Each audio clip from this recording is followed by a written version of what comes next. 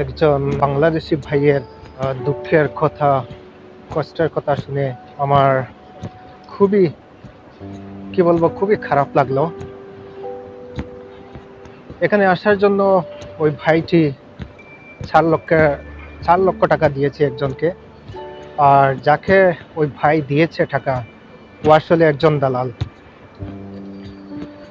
তো এখানে আসার পর ওরা বলে দেয়, বিশেষ করে যারা দালাল থাকে, যে তুমি সেখানে যাওয়ার পর ভালো জব পাবে, ভালো কিছু পাবে, কিন্তু এখানে আসার পর এরকম হয় না। এখানে আসার পর 2 মাস 3 মাস ও এমনিতে কেটে দিয়েছে, কোনো জব পায়নি, কিছু ভালো করে পায়নি, এরকম একটা পরিস্থিতি। অনেক মানুষ বিপদে পড়ে যায় এখানে আসার পর, প্রলোভন দেয়। যারা দেশের মধ্যে দালাল থাকে ওরা বিশেষ করে অনেক প্রলোভন দিয়ে অনেক টাকা নিয়ে যায়।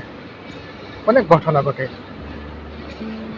শুধু বাংলাদেশের নয়, আমাদের ইন্ডিয়ারও আছে অনেক এরকম ফেসে যায় এসব দেশে এসে। তো আমি বর্তমানে আছি UAE ক্যাপিটাল আবুধাবিতে। তো বুঝতেই পারছেন আমি কোন জায়গার কথা বলছি আপনাদের সাথে।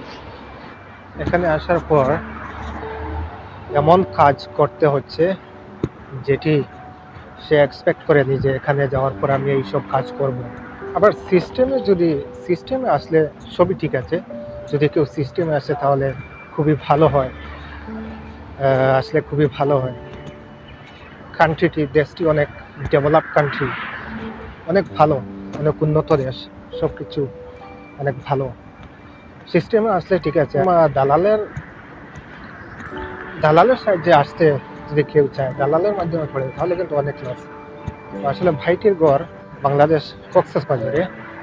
তো আসলে আমাকে বলেছে যে ওর ফেস বা মুখ না দেখানোর জন্য, এরকম সরাসরি ভিডিওতে না আসার জন্য, কারণ ওর ক্ষতি হয়ে যেতে পারে। আমি বললাম ঠিক আছে, কারো আসার ইচ্ছে থাকে ভালো করে জেনে শুনে সব কিছু বুঝে শুনে দালালকে টাকা দেবেন, আর এরকম বিপদে যাতে না পড়েন।